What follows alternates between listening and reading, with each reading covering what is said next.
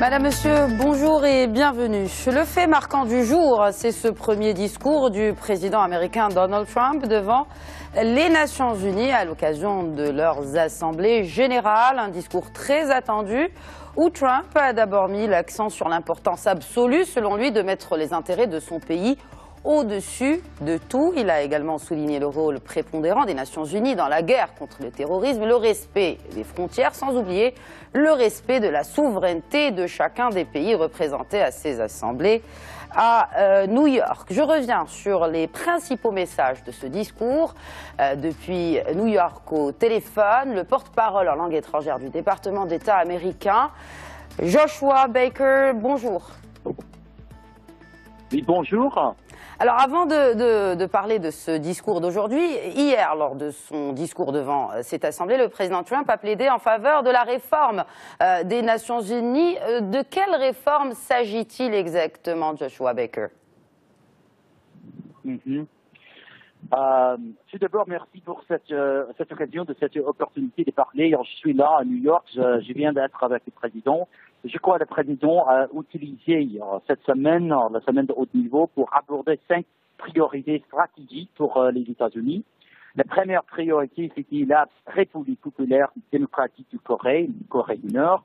La deuxième, la Syrie. Troisième, la lutte contre le terrorisme. Quatrième, la réforme des Nations Unies. Et cinquième, l'aide humanitaire, notamment en matière d'hébergement des réfugiés des pays participants. Donc, je crois, en fait, c'était pas seulement le discours aujourd'hui du président Trump, mais hier, il a participé aussi dans une réunion, il a parlé beaucoup sur la réforme des Nations Unies. Et je crois que peut-être la politique étrangère du président est un peu différent que l'administration d'Obama, mais je crois que c'était bien reçu pour les autres leaders ici. Oui, alors quand on parle de réforme d'une telle institution internationale, est-ce qu'il y a selon vous des exemples concrets dont faisait référence Donald Trump? Oui, bien sûr, il y a des exemples concrets, surtout avec la réforme de l'ONU. Les États-Unis soutiennent les objectifs du secrétaire général Guterres de réformer la gestion, l'architecture, les procédures, mais surtout c'est avec le peacekeeping et avec le budget. Parce que, comme vous savez, il y a 193 membres des Nations Unies et les États-Unis paient plus que 25% du budget. Donc, je crois que le président, il veut que la bureaucratie, il y a une augmentation de l'efficacité de l'organisation, pas seulement en Afrique, mais ça veut dire ici à New York, mais dans toutes les opérations. D'accord. Alors, dans son discours d'aujourd'hui, vous l'évoquiez, Joshua Baker, après qu'il a dénoncé des États, comme il l'a cité lui-même, des États voyous, faisant référence à la Corée du Nord ou encore à l'Iran. Trump s'est attaqué au terrorisme, dénonçant les pays qui soutiennent les terroristes, en l'occurrence Daesh, Al-Qaïda ou encore les talibans. À qui, selon vous, faisait-il allusion? Quels sont ces pays? Non, en fait, je crois que le président il a mis un accent sur la responsabilité de tout membre des Nations Unies de faire plus et plus pour lutter contre le terrorisme, contre Daesh, contre Boko Haram, contre Al-Qaïda, contre Al-Shabaab et contre toutes les organisations terroristes. Vous avez posé la question sur le financement. Il y a bien sûr des États qui ont une histoire avec ça, mais je crois en fait on a vu beaucoup de progrès avec les États, surtout contre le financement du terrorisme. Et maintenant, je crois que les problèmes, c'est pas exactement avec les gouvernements qui financent directement le terrorisme. Bien sûr, ça a été des problèmes avec l'Iran, avec peut-être les autres gouvernements, mais maintenant, il y a un problème avec les législations, avec les lois, parce qu'on va combattre avec tous les instruments disponibles contre le terrorisme. Je crois que le président il a fait une action sur ça. Mais il a aussi dit qu'on a vu beaucoup de progrès contre Daesh, que Daesh est maintenant à perdre contrôle, pratiquement 90% de la territoire en Irak et en Syrie.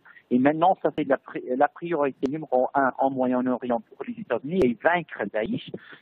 Et aussi, il a parlé beaucoup sur la menace présente qui représente la Corée du Nord, parce que ça c'est pas seulement une menace contre les États-Unis, mais surtout le Japon, Corée du Sud, oui, les États-Unis, mais aussi nos partenaires et nos alliés partout le monde. Alors, Joshua Baker, vous avez parlé de cet important point concernant le Moyen-Orient. Il y a l'autre crise dans le Golfe qui également fait partie des priorités des États-Unis, comme l'a mentionné le président à plusieurs reprises.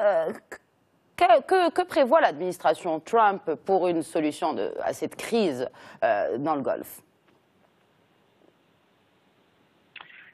Je crois que j'ai bien compris, mais le son n'est pas super bon. Mais je veux dire seulement que les États-Unis cherchent à obtenir la défaite durable de Daesh et d'autres groupes terroristes en Syrie.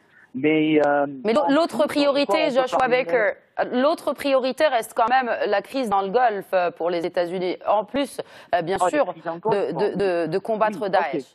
Oui, j'ai compris. Hein. Mais les crises en Golfe, c'est très important, c'est super important pour les États-Unis. Mais je crois, je ne vais pas parler beaucoup sur les crises maintenant aujourd'hui, parce que comme vous savez, l'émir de Qatar, il est là, il est ici à New York, il va parler avec les présidents, avec les secrétaires téléphone.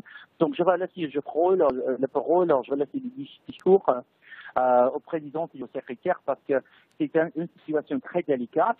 Mais les États-Unis, bien sûr, vont que la crise est réussie, parce que on veut qu'il y ait vraiment une coalition globale, coalition mondiale qui inclut tous les membres de Golfe, tous les pays arabes. Vraiment, c'est un problème qui dure maintenant pratiquement 4 mois. Et ça, c'est pourquoi le président va passer beaucoup de temps pour résoudre cette crise avec les secrétaires d'État Tillerson. Concernant à présent l'Afrique, Joshua Baker, malgré une présence africaine, notamment de chefs d'État africains importants à ces assemblées générales de l'ONU, l'Afrique n'a pas figuré dans le discours du président Trump. Pourquoi, selon vous?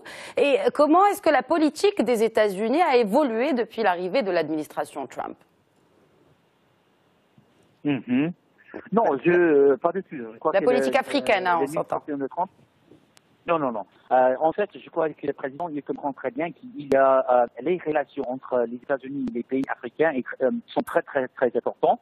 Mais je crois que cette administration va mettre un accent, et très grand accent, sur les relations avec chaque pays. Parce que le président il comprend que chaque pays, les relations bilatérales sont très différentes avec chaque pays.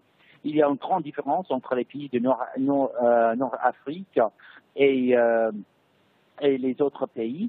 Et il veut que les relations sont très fortes avec chacun, avec Nigeria, avec Kenya, avec Afrique du Sud, avec les autres pays. Mais je vais laisser la parole sur les relations bilatéraux aux ambassades des États-Unis qui existent dans chaque pays.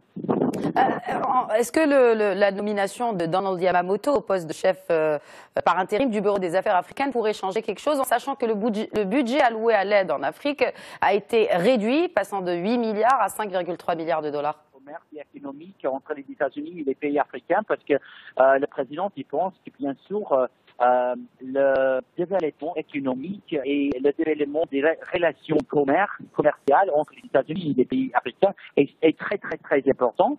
Et il ne faut pas parler tout le temps sur la guerre et les problèmes, parce qu'en fait le président il voit beaucoup de potentiel en Afrique et dans les relations entre les États-Unis et les pays africains. Très bien. Joshua Baker, je vous remercie pour ces éclairages et rappelle que vous étiez en direct depuis New York. Merci à tous de nous avoir suivis. Excellente suite des programmes sur notre antenne.